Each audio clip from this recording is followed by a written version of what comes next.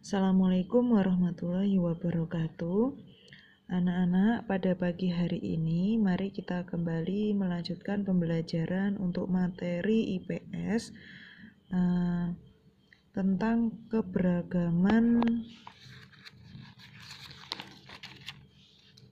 keragaman bangsa Indonesia. Kita lanjutkan materi di hari Sabtu yang lalu. Anak-anak sudah belajar tentang keragaman sosial dan budaya yang ada di Indonesia. Nah, untuk pagi hari ini kita lanjutkan di materi berikutnya, yaitu di halaman 8 tentang toleransi dan kerjasama dalam keragaman di Indonesia. Toleransi itu apa? Toleransi itu berasal dari bahasa Latin tolerer, yang berarti dengan sabar membiarkan sesuatu. Maksudnya bagaimana, Bu? Toleransi itu merupakan salah satu perilaku terbuka yang menghargai segala perbedaan yang ada dengan sesama manusia. Nah, bersikap toleransi itu berarti bersikap sabar, menahan diri, serta menghargai dan berhati lapang terhadap orang-orang yang memiliki perbedaan pendapat. Sikap toleransi dalam masyarakat tentu akan mewujudkan kehidupan yang damai.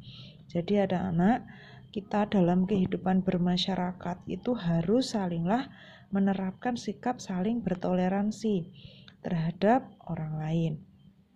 Kita tidak boleh memaksakan kehendak kita, misalkan dengan teman ketika berada di sekolah, contohnya seperti itu.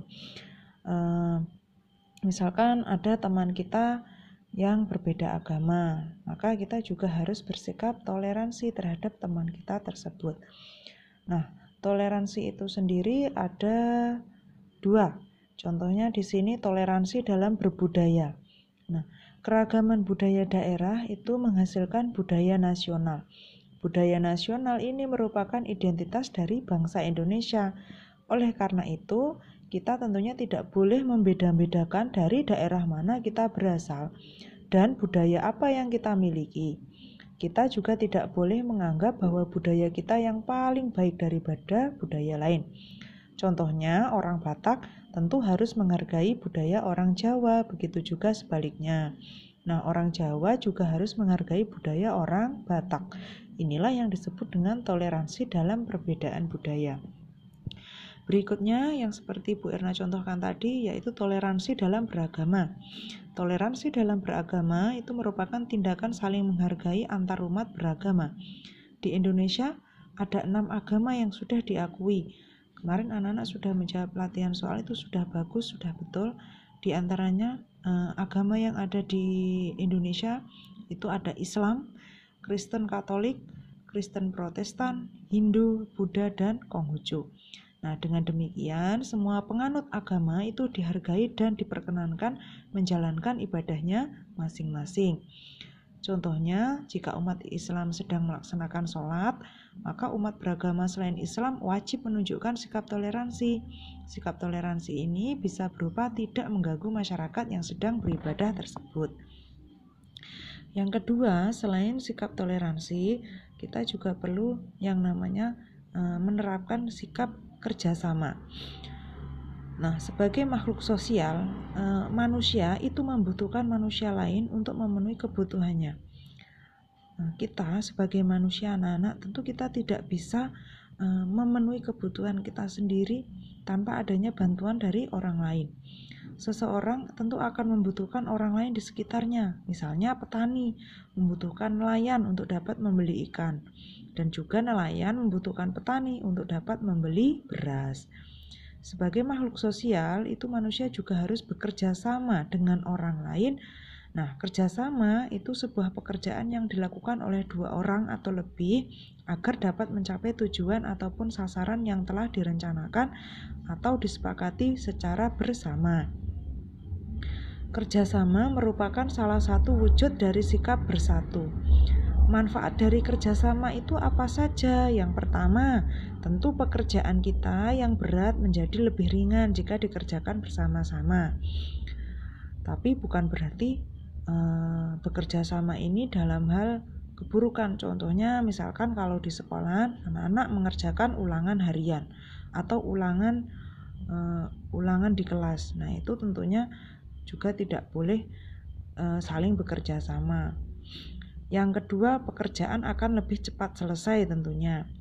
Yang ketiga, hasil pekerjaan akan memuaskan. Yang keempat, tercipta rasa kebersamaan dan aman. Yang kelima, lingkungan menjadi bersih dan nyaman. Yang keenam, tercipta persatuan dan kesatuan. Itu tadi adanya manfaat dari sikap kerjasama. Nah, berikutnya di bagian yang ketiga atau yang di bagian C, keanekaragaman makanan khas daerah. Jadi di sini kita ditunjukkan anak-anak makanan-makanan yang ada di Indonesia yang menjadi ciri khas dari budaya Indonesia. Nah, Indonesia itu tidak hanya memiliki keanekaragaman sosial, budaya, dan agama, tetapi juga memiliki keanekaragaman makanan khas daerah. Terdapat beragam makanan khas di setiap daerah yang ada di Indonesia. Makanan Indonesia merupakan salah satu masakan yang memiliki cita rasa khas karena di setiap masakannya disajikan dengan bumbu di rempah-rempah yang khas dan lengkap.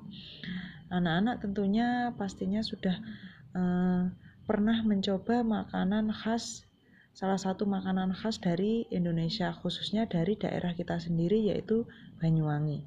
Nah, berikut adalah makanan khas daerah, merupakan sebuah menu masakan yang menjadi ciri khusus dari suatu wilayah. Contohnya ada yang pertama rendang. Rendang ini merupakan makanan khas dari Sumatera Barat. Rendang pernah dinobatkan sebagai makanan paling enak di dunia. Nanti anak-anak bisa melihatnya di internet seperti apa tampilan dari makanan rendang ini. Kemudian yang kedua ada rujak cingur dari Surabaya, khas Jawa Timur. Yang ketiga ada namanya mandai, yaitu salah satu jenis makanan khas Banjar yang dibuat dari buah cempedak. Kemudian ada namanya papeong, adalah makanan dari daerah Sulawesi, khususnya daerah Toraja. Biasanya terbuat dari daging atau beras ketan. Nah, kemudian ada juga kue lontar, itu merupakan kue khas Papua yang menurut sejarah kedatangannya dibawa oleh orang-orang Belanda pada masa lalu.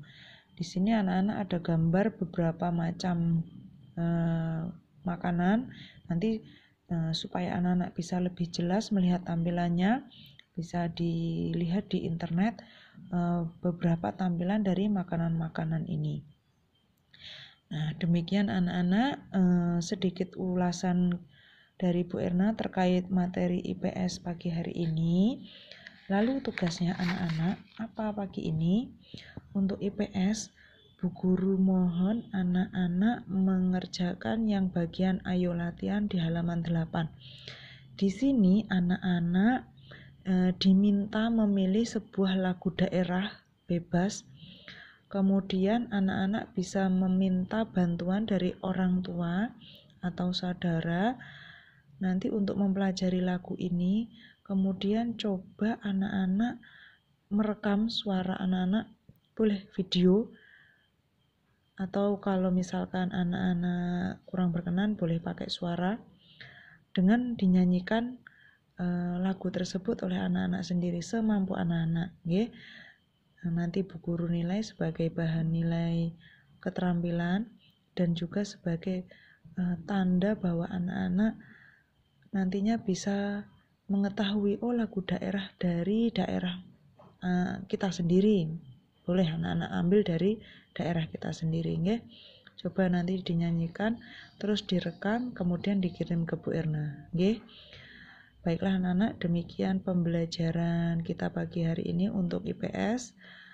Tetap semangat, silahkan dikerjakan tugasnya dengan baik. Kurang lebihnya mohon maaf. Wassalamualaikum warahmatullahi wabarakatuh.